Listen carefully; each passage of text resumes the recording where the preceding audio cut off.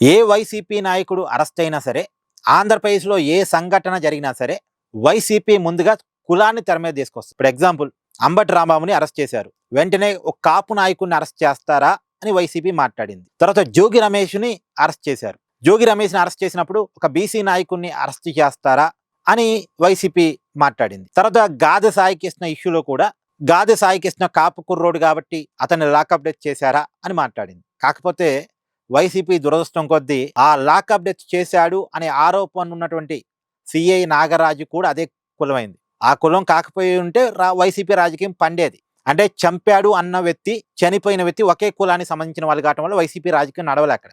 లేకపోతే వైసీపీ కుల రాజకీయం నడిచేది. తర్వాత ఇప్పుడు సిదిరి అప్పర్రాజు అరెస్ట్ అయితే ఒక బీసీ నాయకుడిని తొక్కేస్తున్నారు అని మాట్లాడుతుంది వైసీపీ. ఇప్పుడు ఇందాక వరద కళ్యాణి మాట్లాడటం నేను చూశాను. వైసీపీ ఎమ్మెల్సీ ఆవిడ ఒక బీసీ నాయకుని తొక్కేస్తున్నారు, ఒక బీసీ నాయకుడి మీద అక్రమ కేసు పెట్టారు, అక్రమంగా అన్యాయంగా రెడ్ బుక్ ప్రకారం అరెస్ట్ చేశారని మాట్లాడుతుంది ఆవిడ. జగన్మోహన్ రెడ్డి గారు కూడా ఆల్రెడీ ట్వీట్ చేశారుగా. అయితే నేనేమంటానంటే సిదిరి అప్పర్రాజు వాళ్ళ కొడుకుని సేవ్ చేసుకోవటం కోసం కేసుని తారుమారు చేసే ప్రయత్నం చేశాడు అన్నది అందరికీ ఓపెన్ సీక్రెట్ కదా. అది సీక్రెట్ కూడా కాదు కదా, ఓపెన్ గా చేశాడు కదా. అది కళ్ళ ముందు నేరం కనపడుతున్నప్పుడు ఆ నేరస్తుడికి లేదో నిందితుడికి కులాన్ని ఆపాదించడం ఏంటి?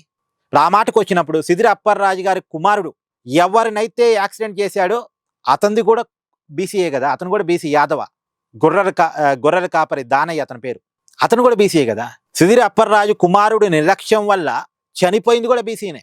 పైగా ఆ బీసీ కుటుంబాన్ని సిదిరి అప్పర్రాజు గారు ఎంతగా అవమానించారు అనే విషయం చనిపోయినటువంటి దానయ్య తల్లి బయట పెట్టింది. చనిపోయిన ఇంటికి వెళ్ళి చనిపోయిన దానయ్య భార్యకు 1,00,000 రూపాయలు చేతిలో పెట్టి మా ఇంటికి వచ్చి పనిచేయమ్మా అని చెప్పారట. అంటే చనిపోయిన భార్య సిదిరి అప్పర్రాజు గారి ఇంట్లో పని మనిషిగా ఉండాలట. మళ్ళా అంటే చూడండి, భర్తను చంపేసి భార్యని పనిలో పెట్టుకోవటం, ఇది సిదిరి అప్పర్రాజు గారు చేసిన నిర్వాకం. మరి అంటే ఒక బీసీ కుటుంబాన్ని సిదిరి అప్పర్రాజు గారు ఏ రకంగా అవమానించారు, ఈ విషయం బయటపడ్డ తర్వాత కూడా ఇంకా వైసీపీ బీసీ కార్డు తీయటం అంటే ఒకవైపు బీసీలని అవమానించారు, ఇంకోవైపు బీసీ కార్డు తీస్తున్నారు.